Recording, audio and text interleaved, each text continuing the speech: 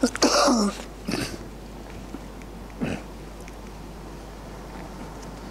structure of tonight's talk is a brief background of what I'm doing, my work in China.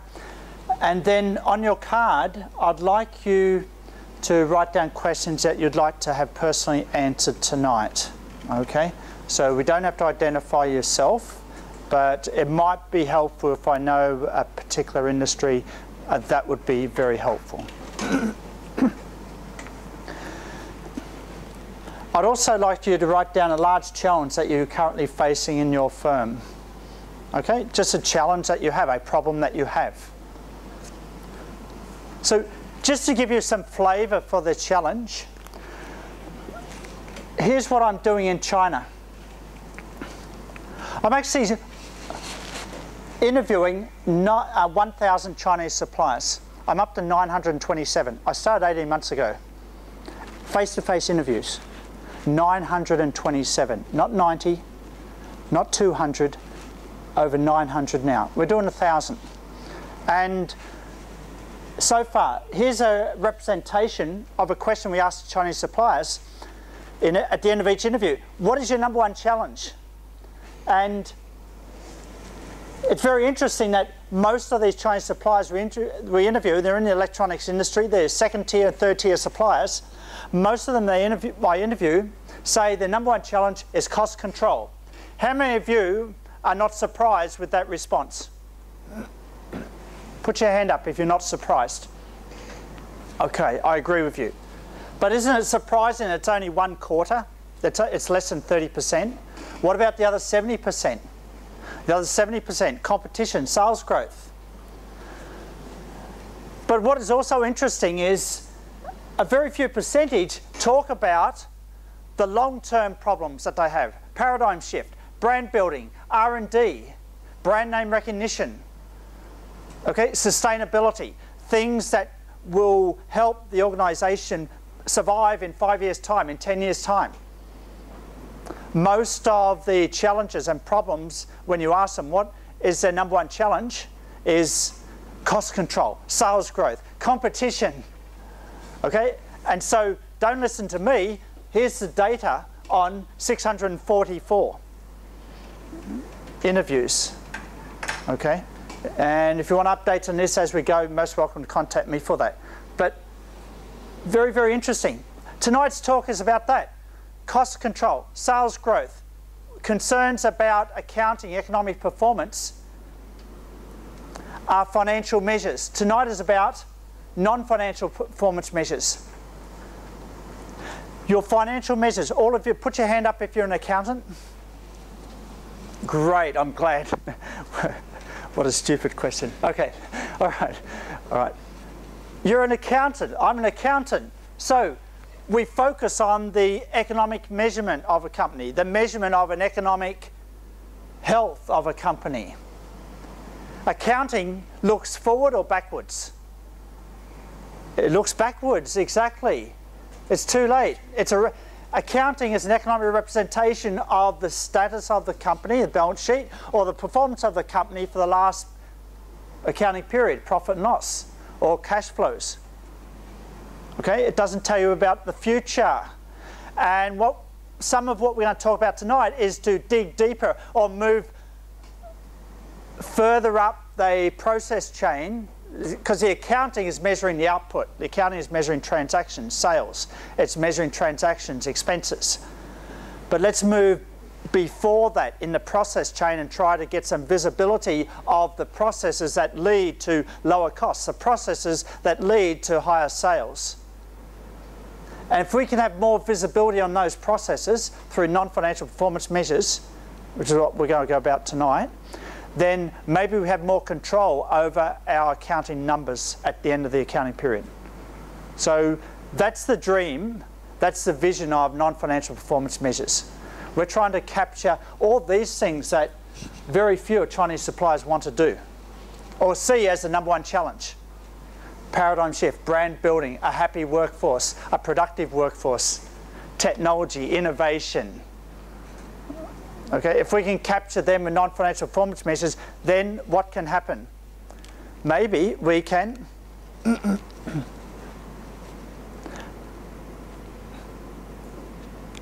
maybe we can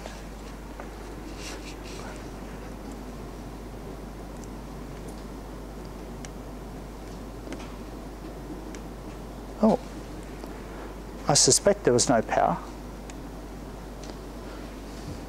Oh. We're going to have to stop for a moment. The power went off. There's no power.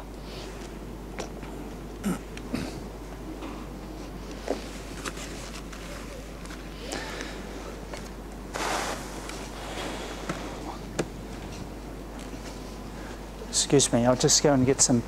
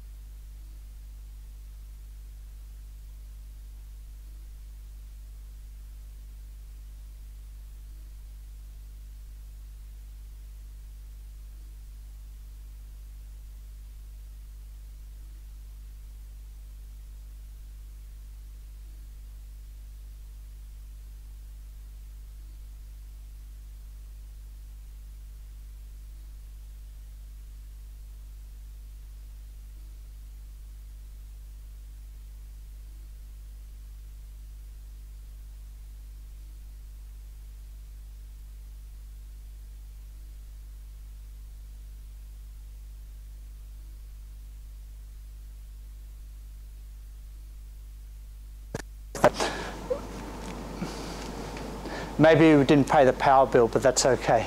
So you've got your card. Could you write on your card, number 1, a question you'd like to have answered tonight? And in the spirit of the question I ask all these Chinese suppliers, what is your number 1 challenge? What is your number 1 problem? You can frame a challenge as a problem. So what is your number 1 problem? Could you write that on the card? Yes. Would you like a card? We have lots of cards here, all right? Because we want to solve some problems tonight, or give you more confidence to face the problems directly. You're welcome. Thank you. Thank you so much. Okay. So, 2 things on the card now. What is a big question you'd like to have answered tonight? Number 2, what is your big challenge? What is your problem, or your problem that your firm is facing? Okay, so can we, and while we're setting up the computer, can I just have a quick show of hands of different industries represented here? So I guess I represent education industry, I guess, so I'll start. So can we start from industry? Online service. Online services? Wow. Bank. Consumer electronics. Consumer electronics. Wow, very interesting, huh? Very interesting. Look, you might be interested in this. It's a copy of an iPhone. Seriously, it's a copy, a very cheap one, okay. All right, don't worry, I'm not an agent for them, okay, just sell. All right, industry? Manufacturing, what? High-end spare parts. Okay. Manufacturing and selling of the airport ground equipment. Okay. Being lazy. Oh, I'm sure you're not. I'm sure you're not. Welcome anyway. Welcome, please. Financially, insurance. Financial. Banking, yes. Utilities. Utilities. Landscaping. Landscaping. Landscaping. Greening. Oh, very interesting. Top of buildings, huh? No. Oh. Environmental greening, urban planning. Well, very interesting. You'll be very interested in this then. Is responsible leadership and corporate social responsibility, metrics for sustainable performance. By the way, everyone can get a copy of this. I'll pass that out in a minute.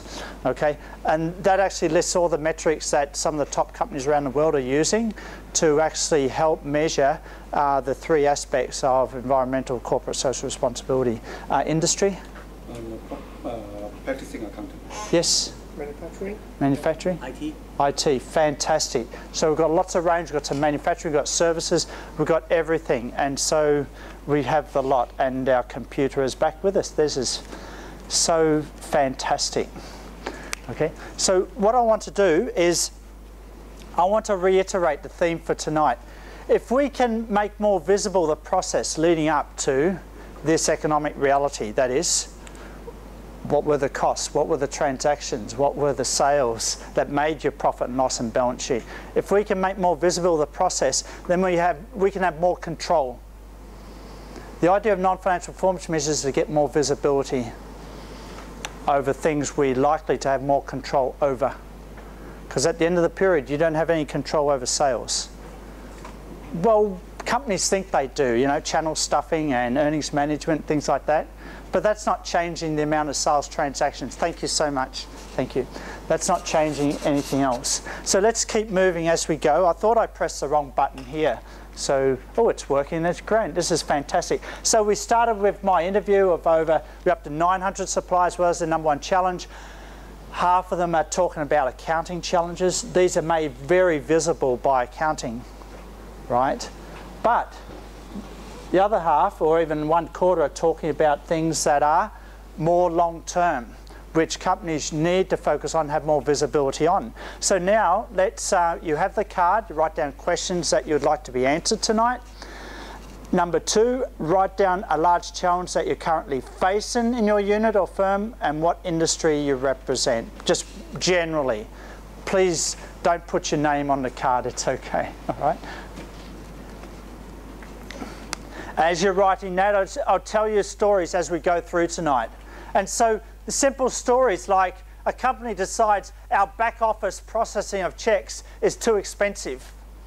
So what are we going to do? Oh, let's outsource it to Shenzhen. Labour is cheaper. So they moved the back office to Shenzhen. Then they found, oh yes, the labour is much cheaper across the border. Wow, but now check processing takes 3 days longer. There's 15% more errors. And so the process is not the same. So the decisions that are being made that say, oh, let's move our process from an expensive country to an inexpensive country and we're going to save money. But that's not always the case. And so we've got many, many stories like that. I'm sure many of you are aware of them. I'm happy for you to share tonight. But this is what the essence of tonight is about. You see, what do we have to do today to get more of what we want tomorrow? So in the future, maybe on your card, as part of your challenge, how many of you think empowerment, learning, or a fun place to work, or word-of-mouth marketing, or these outputs as being your challenge? How many of you want less turnover in your workplace? Hands up. Maybe it doesn't matter now with the economy slowing down a little bit. But 12 months ago it was a big problem. Or it depends on which industry. Okay, especially if you're a S&P 500 company and you're in China and you want to grow your workforce from 3,000 people to 5,000 people in the next 5 years, most of those recruits are going to be engineers and they're going to be the new generation. Very major challenge indeed, okay? And I know that because I actually consulted on a project for a company that worked and we did an EVP analysis for that company. EVP, employee value proposition, how do you get employees to actually fit in with the company? How do you change the company culture so employees will stay for non-financial reasons, not just financial? Because you can never keep people on financial reasons alone. Okay, so hands up if you are looking for more empowerment in your organisation, or you'd hope that your employees felt more empowered. Anyone looking for that? What about employee turnover? Is that a challenge? Anyone? Okay. On-time delivery, is that a challenge?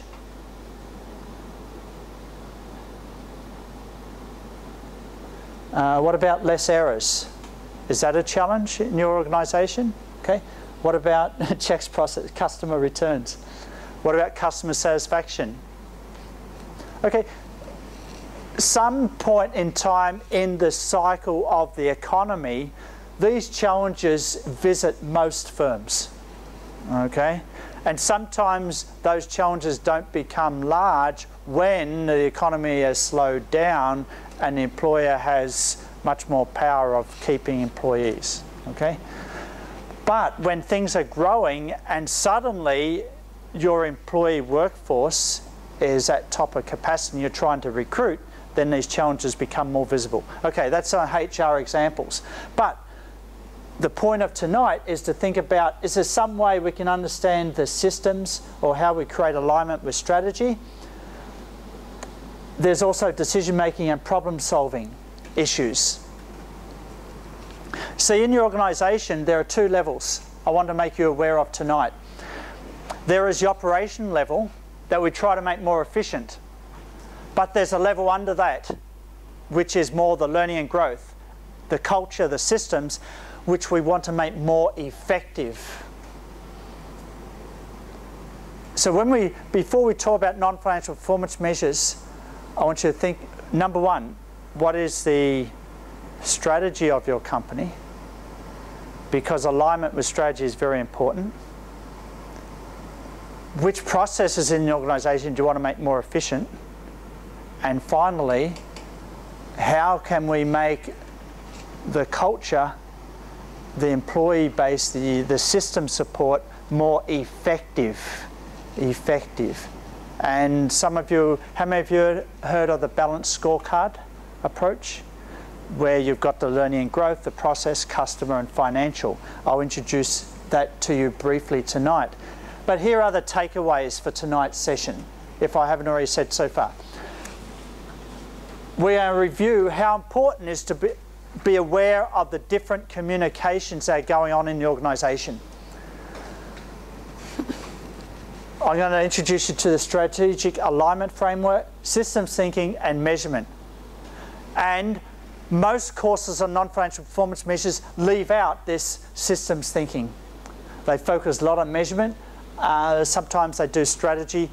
If you're doing human resource, strategic, talent management type initiatives, and you have consultants come in, then they may talk more about this strategic alignment associated with measurement. But systems thinking is a big thing tonight. So tonight, I want you to take away, what can we call this? A Ferris wheel? Maybe we can call this a chessboard, a shower, and a ruler. So let me tell you what we mean by this Ferris wheel. I'm going to ask each one of you now to participate, and that is, can you tell me, out of financial, customer, internal process, learning and growth, which of these areas dominate the communications that go on in your organisation? Which of these areas dominate? Let's say, for example, if we want to have balance across all these four areas, financial, customer, internal process, learning and growth, ideally we want 25% of each, right? Okay, so how many of you would say communication is more than 25% in terms of financial? Then you would say hi. Okay, so would you like to tick that now? Medium means about 25%, low means less than 25%. So if you have perfect balance in your organisation, then you're going to have medium, medium, medium.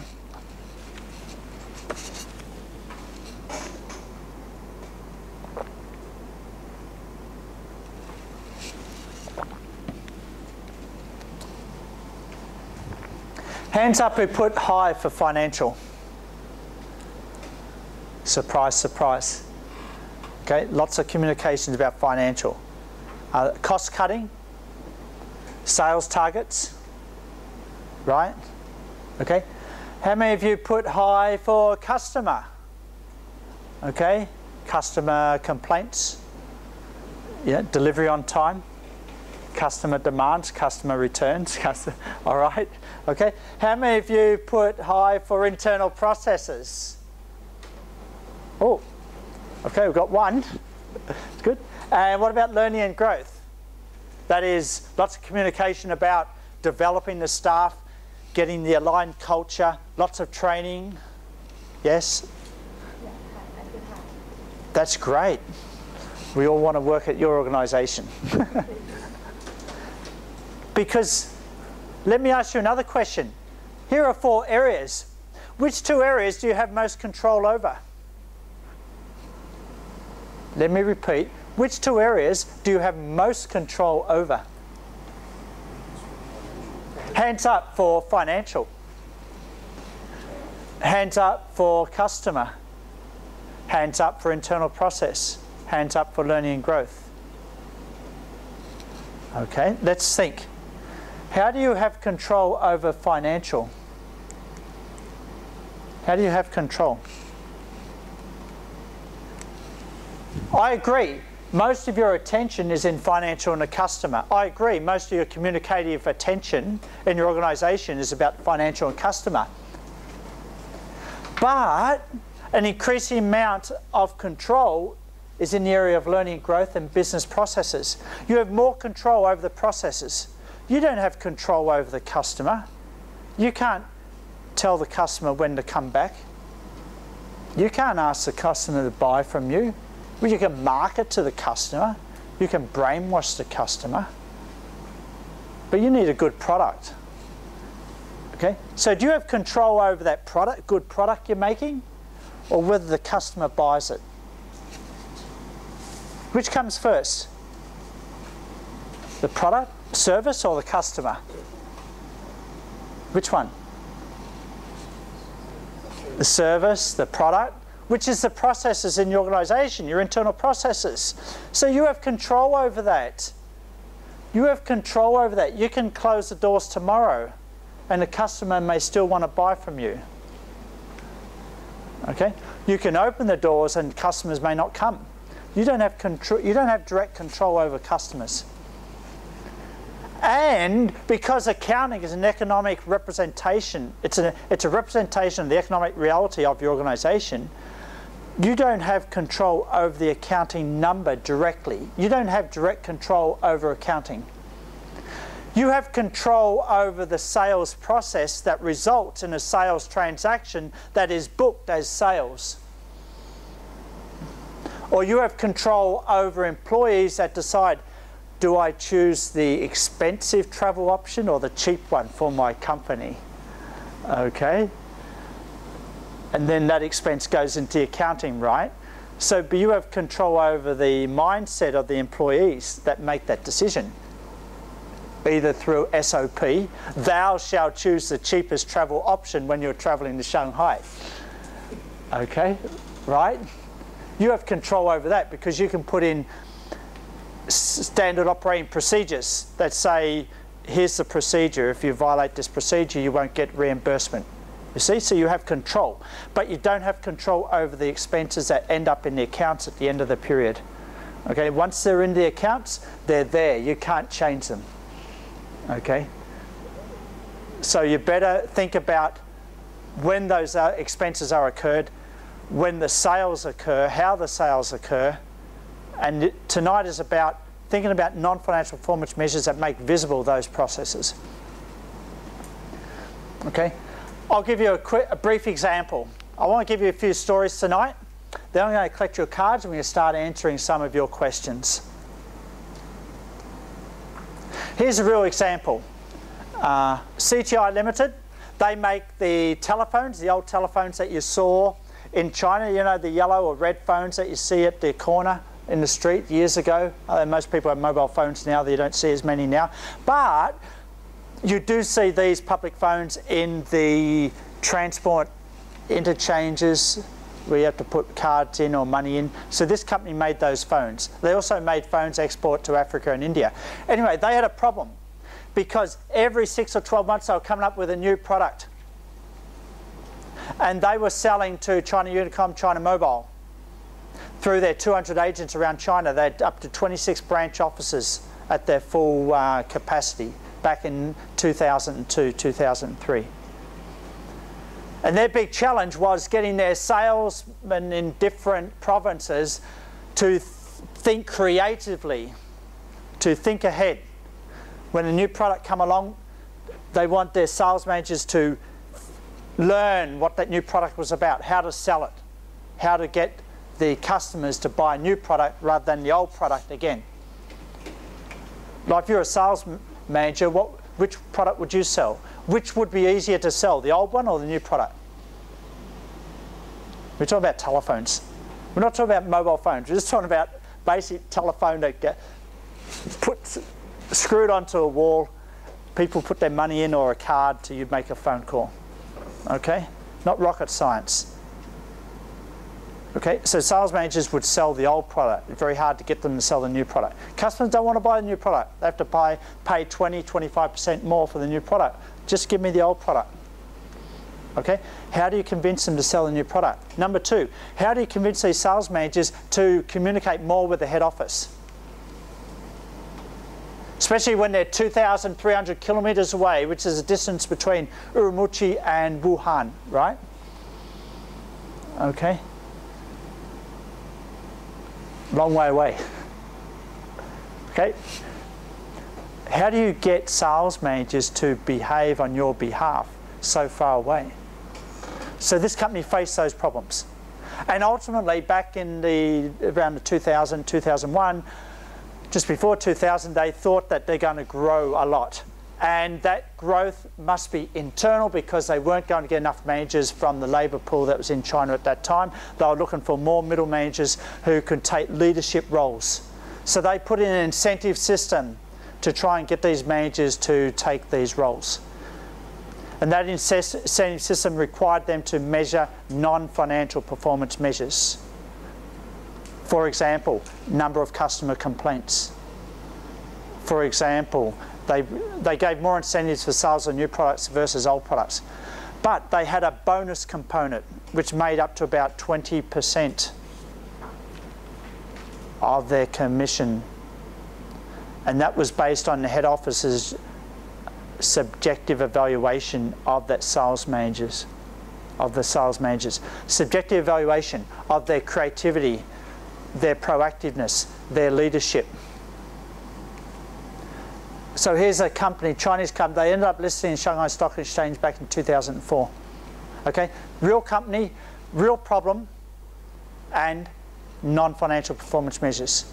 So they did put in non-financial performance measures. They did put in an incentive system. This case example, you have full details of this case in your appendix. Everything we talk about tonight, you can take home tonight and study in more detail. Real case, which is the first case example here. Okay, so if you want to learn more about that, what was the incentive system about, and all I can tell you now is it didn't work out perfectly, because as it turned out, some branch offices, maybe the closer ones, maybe, especially the ones near Beijing, Shanghai, you know, much more sales, were visited more often than other branch offices, Urumqi, okay, long way away, okay, all right? And we did some academic study on the data and found that this subjective bonus that was handed out, rated of these sales managers, was very highly correlated with their sales performance for the branch managers that were close or further away. For the ones where they visited the most or the ones that weren't visited very often, which one? This subjective bonus turned out to be highly correlated with sales performance. In other words, you really don't need it. It's not working. It's not independent. Okay? But it was not independent. It was highly correlated for only one group of branch managers. The ones that were further away and weren't visited very much, or the ones that were close and were visited a lot. Which one? There's only one group. Which group do you think this subjective performance measurement was highly correlated to the sales?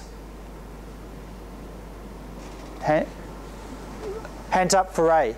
The branch managers that were further away? Or the hands up for the branch managers that were close by, were visited very often? Don't worry, 50-50, have a guess. All right, 50-50, you'll be right or wrong, it doesn't matter. Okay? All right, hands up for, it was highly correlated with sales for branch managers that were further away. Hands up. You're right. You're right. Think about it. If I don't visit you very often, I don't know much about your leadership, your creativity, your information sharing, your management potential. Oh, I'll just rate you on your sales performance. Okay? But some of the branch officers that were close by, I get to visit more often, I get to know you a bit more, know the relationship a bit more. I can have a better independent judgment of your performance for this bonus component, for this subjective component. And that's we see that happening. Okay? So here's a company, they put in a non-financial performance measure, they attached a bonus to it, but it turned out to be not totally reliable. Okay? As soon as you put in non-financial performance measures, you're going to need some infrastructure, you're going to need some administrative power to collect the data and then report. And the last thing you want to do is attach some incentive to it. Okay? My message to you tonight, ladies and gentlemen, is you want to do non-financial performance measures, just try one more, okay? Just try one more and use it as a communicative experiment, not as a, right from the start, some attachment to some incentive.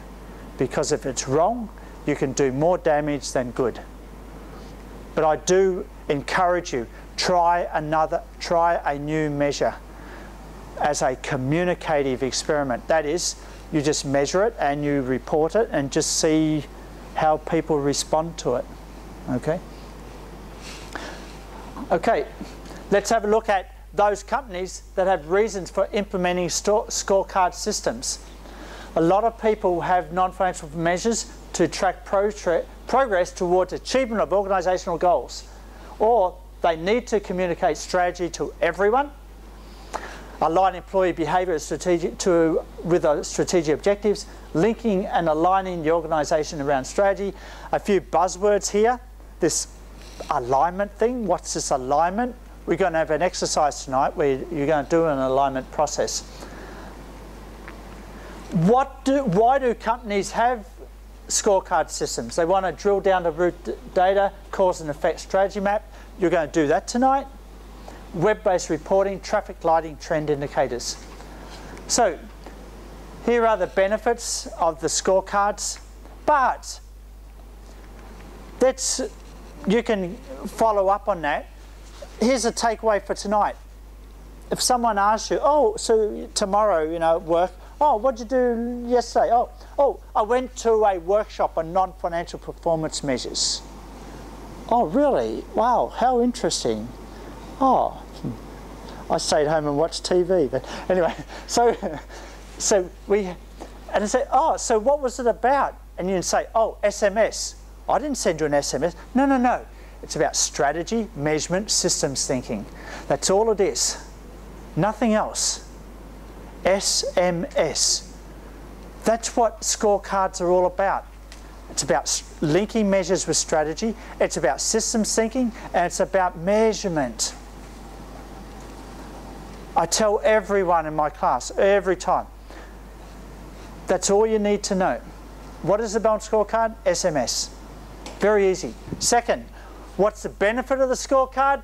Goal. That's the benefit. Goal alignment, on-time decision-making, accurate decision-making, and learning. SMS goal, there's your whole package. That's all you need to know. Two definitions. What is the scorecard? SMS. What are the components? What are the key elements? SMS. What are the benefits? Goal. G-O-A-L. Okay, and we'll talk about that as we go. I'm not going to talk about this, but if you were consulting, you would go through 1, 2, 3, 4, 5, 6 stages in developing a scorecard. Notice, what comes first? The measurement or the strategy? Hands up. It's the strategy. I think many of you know that and you get that. It's so important to get the direction right, otherwise you waste effort if you're going in the wrong direction. Remember what I said. You want to improve process efficiency, but you want to improve the learning and growth effectiveness. When it gets down to talent management issues and learning and growth, that is the bottom part of the scorecard down here. All right, the intangibles. You're trying to improve the effectiveness. You're trying to become more effective. Here, you focus on efficiency. Processes, it's all about efficiency. Input, output. Input, process, output. Efficiency. Okay, outputs divided by inputs gives you an efficiency ratio. Okay, now you relate that to outcomes. Now you've got an effectiveness ratio. So don't get them mixed up. When you're working with teams of people, you want them to be effective, not necessarily efficient, first of all. Okay? And effectiveness is in part about direction that the team is going. If all the team is aligned, then they can be more effective. And that's a much more positive approach, especially in talent management, to do that. Okay, enough of my talking. Let me go over something that I could spend an hour going through, but I want to move over very, very quickly. Here are different stages of working through the World Competitiveness Manufacturing Model, which I was introduced to back in 1994 in Australia. The Australian government, through its state governments, were supporting through subsidising consulting fees for small business to become much more competitive. And so they had this model that they were using. And that was basically it here. All right? And so I'm going to spend 60 seconds giving you an overview of what it is. Basically, it's about you finding out maybe five things that you think your company is good at. In other words, the following statement: we will win, I will win by having the fastest delivery. We will win by having the most latest product. We will win by having the best service. We'll win by having the best interest rates. Huh? Okay. Or best online experience. Okay, there's something, all of you can think of something like that, right? But what happens when you get all the people in your company together? You get 20 in a room, you come up with 20 different things, right? The idea of this is to get focus and consensus. Let me repeat, the idea of this model is to get focus and consensus. That's all it is. Strategy formulation in your company must be directed around focus and consensus. You cannot avoid consensus if you want to get people to buy in to a new strategy. You can't just dictate, here's our new strategy, and expect people to buy in afterwards. Okay, so how do you use this to get focus and consensus? Well, you may list down 5 things. You can write that down now. 5 things that you think are important to your organisation in the next 12 months that are critical to the success of your organisation. Maybe you write down 2. Could you write down 3 things now, please? 3 things that are critical to your company's success in the next 12 months, 365 days. 3 things. 3 things.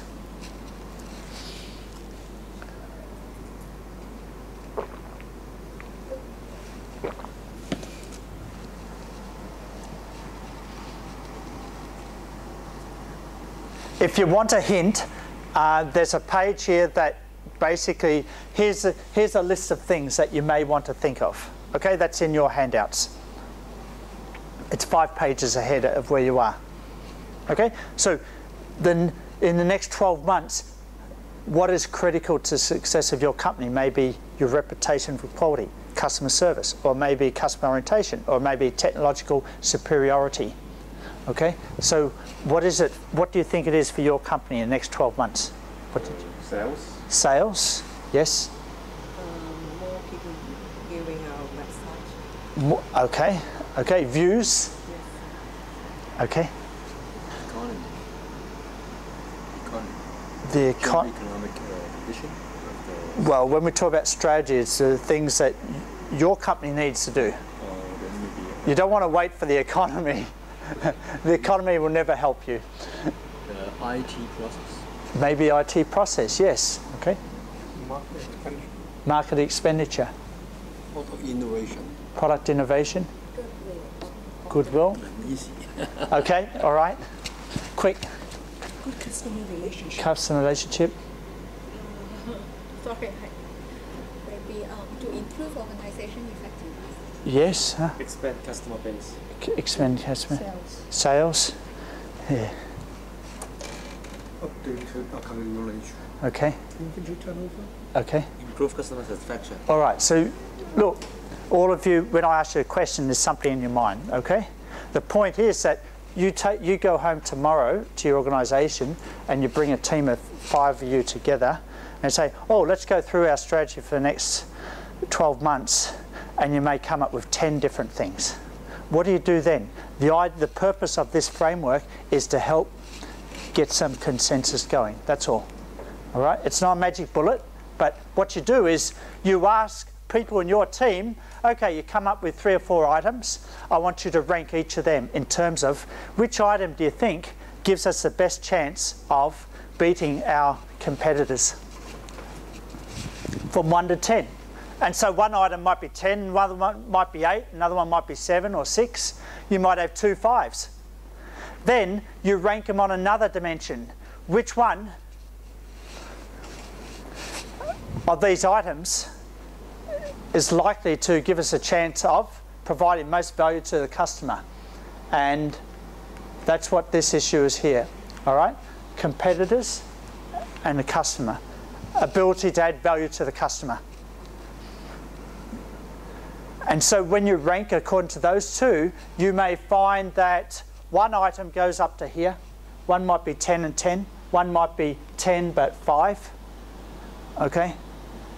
So IT process, that may be up here, but your on-time delivery, okay, it beats, you can beat your competitors, but the customer don't care about that as much as IT process.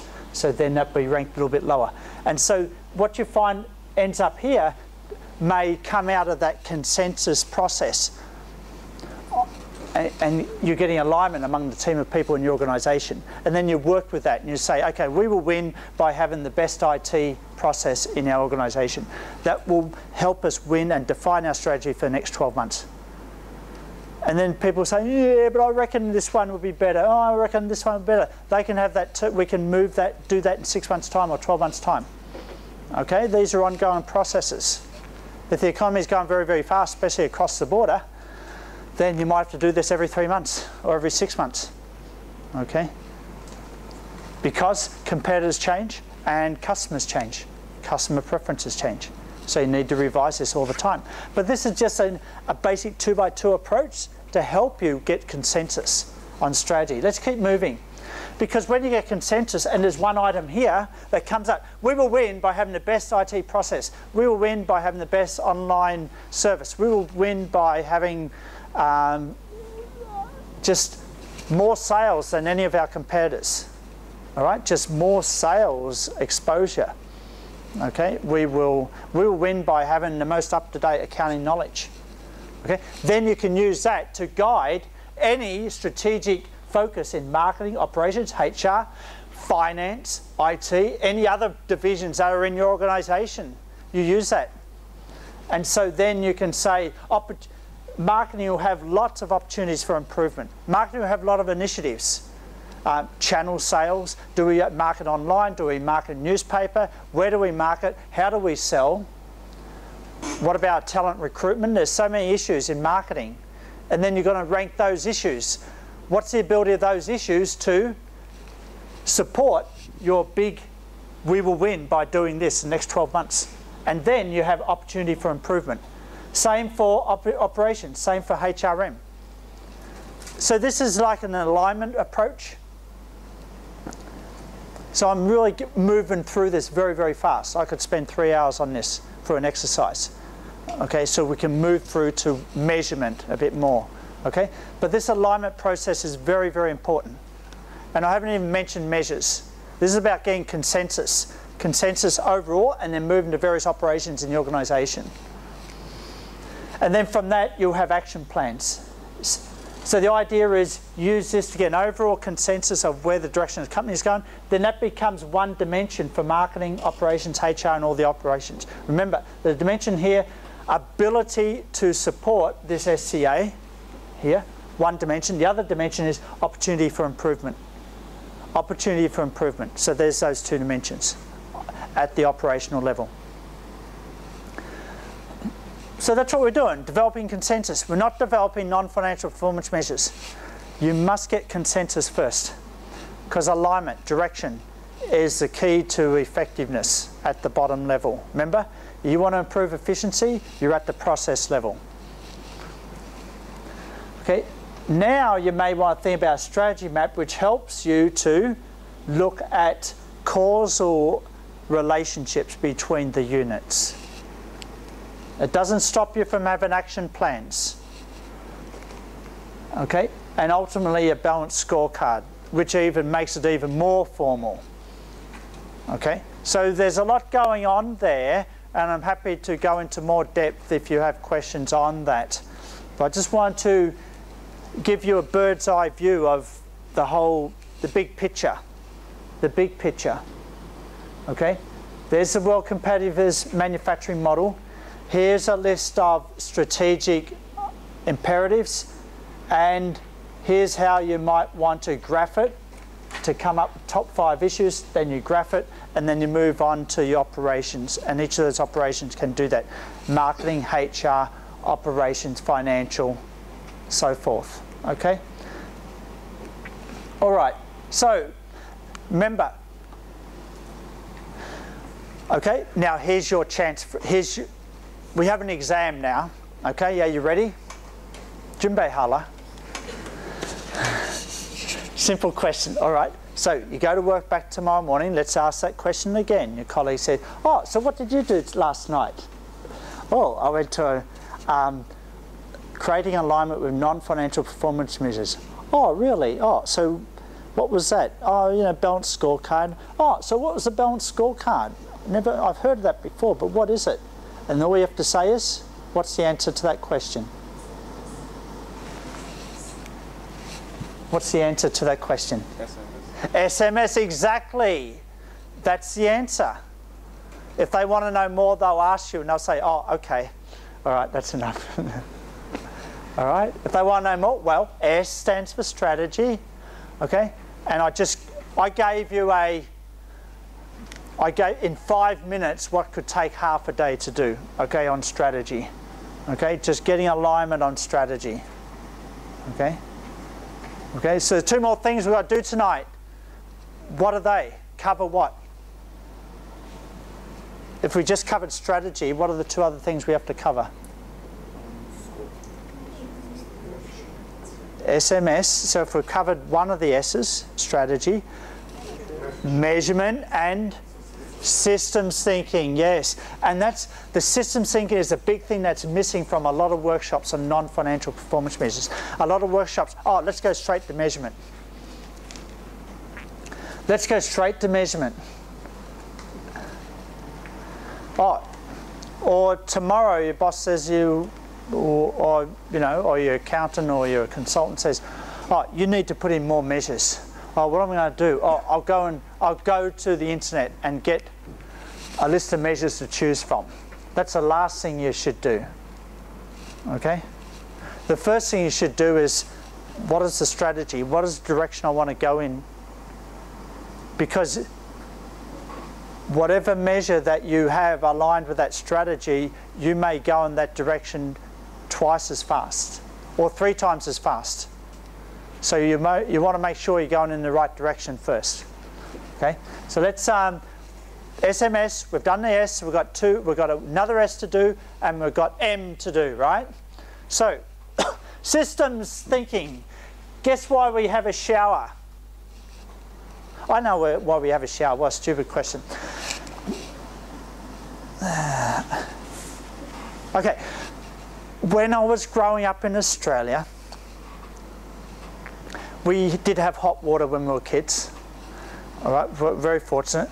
But the shower faucet, there was a hot tap and a cold tap. And so you turn the hot tap on and let it run for 5 minutes until the hot water service kicked in and then the hot water started flowing through, right? But you don't get in the shower yet. Okay? Then turn on the cold once it started hot, and then you've got to turn it on, too hot, too hot, too cold, and then turn it back. Okay? So with systems thinking, you've got an action. Number 2, you have a detection, too hot, too cold. Okay? Then you take action again. Too hot, too cold. Action. You with me? That's a system. Don't make it any more complicated than that. Okay? All right? Systems thinking, this is not a high-end, you don't need a high-end degree in IT in information systems to understand basic systems thinking.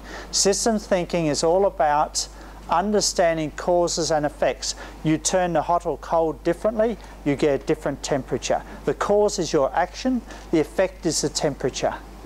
You with me? You hire the wrong person, that's a cause. The effect is poor sales, angry customer, bad morale. Okay? You with me? That's what we mean by systems thinking. Cause and effect. Okay?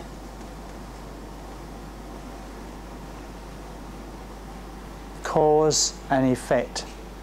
Right? Try and keep things simple. Actionable. That's me in the shower.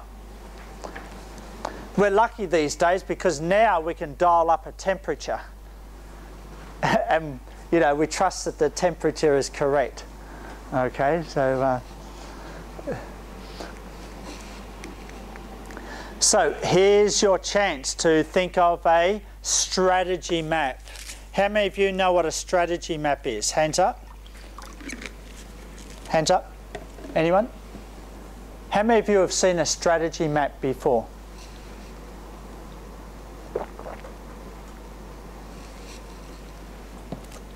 Okay, here's a sure way to get participation in this workshop. What you have here is a strategy map of your favourite restaurant in Hong Kong. And your favourite restaurant would be? Of course, Maxim's, right? Cafe de Coral, right? Fairwood, right? Yes, hands up, correct? Close, right? All right. So we could have a strategy map of that. But this one here is, if we have well-trained and motivated drivers, on-time deliveries, exceed our delivery expectations, we have profitable customer retention, profitable growth. This could be the delivery company delivering to Maxim's, or to Cafe de Coral, or to Fairwood. You see that? Okay, a strategy map could be any part of the value chain. It doesn't have to be right through from one end to the other end. Okay? Any economic unit can have a strategy map. It's just a causal diagram of what happens first, what happens second, what happens third. Okay? All right? So, let's have a look at the processes in Maxim's, Fairwood, and Cafe de Coral. Yes. Okay, so what I want you to do, this is your first exercise. I want you to tell me, we have, how many processes do we have here? How many processes / states of action do we have here? We have 1, 2, 3, 4, 5, 6, and 7. Okay? What I want you to do is, which one comes first? Put a number 1 next to it. Which one comes second? Put a number 2 next to it. Which one comes third? Put a number 3. Okay, without turning over, I want you to have a guess. Which comes first? What are the first 3 processes?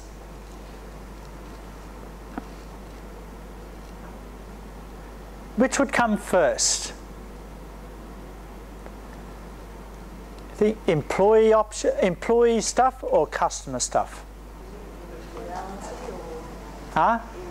reality or just... Yeah, what's your reality? Yeah, how would you characterize it? Customer or employee?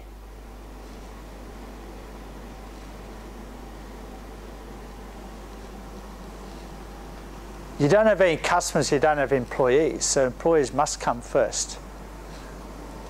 Okay? You can go into any of these restaurants and holler as much as you like. If there's no employees there, you're going to get nothing. Okay? All right, so what comes first? Selection and staffing, employee added value, or employee satisfaction? This table, please.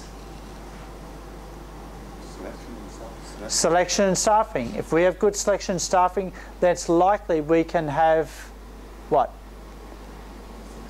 Satisfied employees.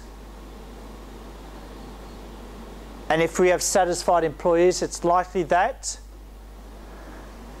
the employees might provide added value.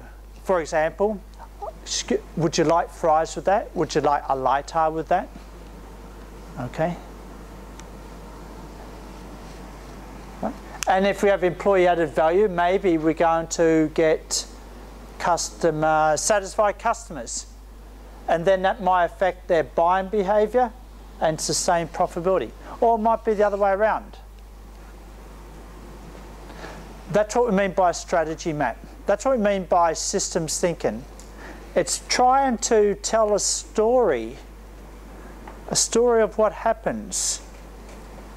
Let me be very, very clear about tonight, because I don't want to jump around. The theme of tonight is about alignment of non-financial performance measures, right? If you don't have a story, you've got nothing to align. Let me repeat. If you don't have a story, you have nothing to align any financial or non-financial performance measures to. You've got to have a story.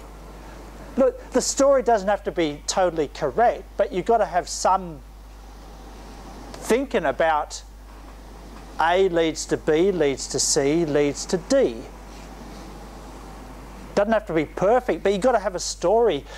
Non-financial performance measures do not come first. The story comes first. So let me ask you, what's the story in your organisation? What is the story in your organisation? What is the story of value adding in your organisation? Does it look like this? Does it look like this? If we have good selection and staffing, then we have more satisfaction. And then the employees like to provide added value. All right? And then customers are going to be satisfied. Customer buying power, sustained profitability, shareholder value. Okay? Very simple story. Okay? So, here's your chance. And I've got a storyboard for you now, and this will take us up to our break. Remember, this is the S or M in SMS. This is, which one is this? This is the second S, right? Right, let's be clear. All right, because once we do the SMS, we're done. Okay, you can go home. All right, so we quickly did the first S, so we can spend a little bit more time on the second S and measurement. Okay, so let's take one of these. Nice, I made them nice and big. I want you to think, you have multiple stories here. Take one. I made it nice and big so you can, I could have made it larger, is that, does anyone want one that's double the size? Would anyone like an A1 size? No, okay. What I want you to do is to come up with a story. Here we go. I want you to think about, here is a coffee shop. Here is a coffee shop. There are multiple stories here. many different types of stories. I want you to tell me the story that helps you to go into a story that helps increase customer loyalty. And that story basically is you're collecting a dot from this level, you're drawing an arrow from 1, 2 of these in this level to some of these in this level, and then up to here, up to increase customer loyalty. Okay, can you do that now? You can work in groups of 2. Work in groups of 2 if you like, please. Then you can have collaboration, all right? Or work in groups of 3. Discuss, enjoy, network, okay? You can work together, okay? So if you want that, are you going to start here, here, or here? And will that lead to here, to here, to here, to here? What's the story to get to increase customer loyalty? Are you with me on that? Are we clear on what we're doing here? You can work as a group, okay? Please, or 2 and 2, however you feel comfortable with, okay? All right, so you know what you have to do? If we want, this is a coffee shop, so you can think of Starbucks if you want to, okay? Think of a Starbucks, all right? You want to increase customer loyalty.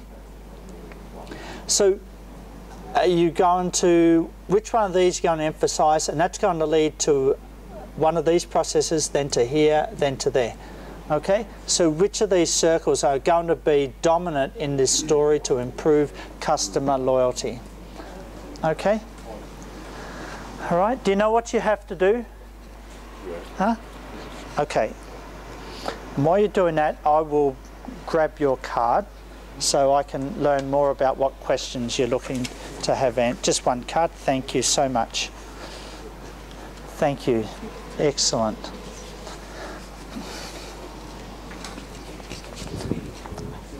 What's the barrister qualification? Oh, a barista qualification is a certification of a coffee maker, professional. You can make coffee. Okay. Yeah, you know how to make different coffee. You know different coffees, espresso and latte and all the different coffees, and you know how to make them perfect. Okay, I understand now. Yeah. I seldom drink coffee. Me too. Me too, but I will take this. Okay, thank you. I will borrow your card with your question in it. Excellent, thank you. Have you got any ideas on it? Did you write down a question on your card? I'm going to. Okay, that's fine. So can I borrow your card with your question so we can answer? If you've got a question you'd like me to make sure I cover, put me on the spot. And we've got cards with your question on it. Do you have a card with a question that you might have, you want to have answered? If you do, okay, let's have a look.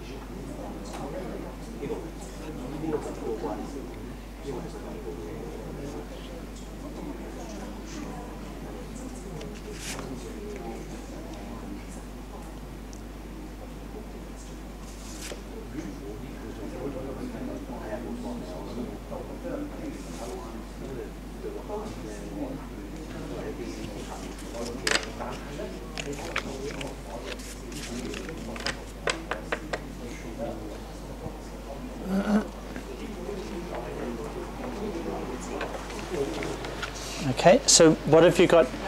Okay, so what I want you to do now, whether it's right or wrong, remember, non-financial performance measures need a story. Need a story. Yeah, accounting doesn't need a story, but non-financial performance measures need a story. Okay, accounting is accounting. It exists because, well, it exists, right?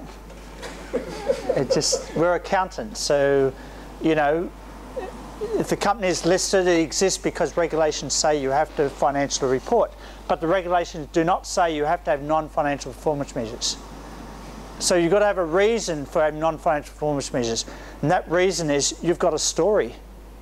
You have a story about how you make money. That's the reason for non-financial performance measures. That's the thing that's missing from a lot of initiatives. So what's your story for, what's the story over here for, would you like to tell our story? Yeah?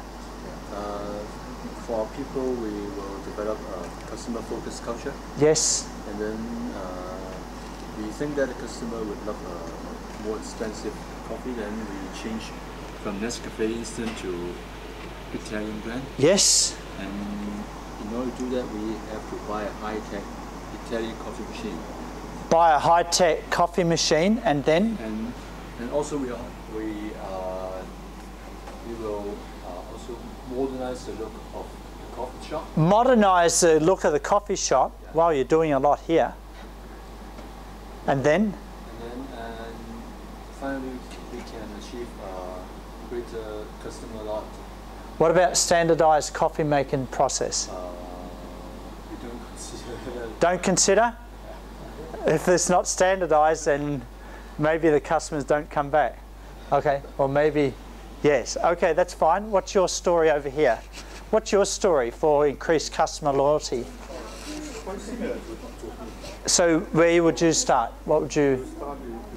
Develop customer-focused culture. Develop a customer-focused culture, and then?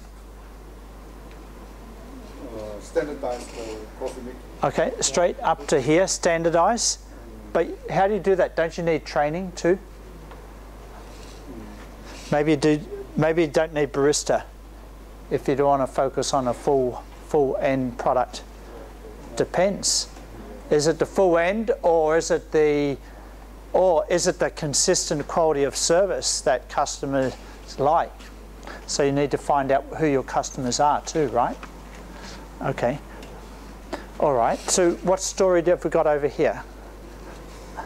We have a similar story like that. Okay. So what about another story? What about a story to reduce operating costs as a percentage of sales? Where would you start?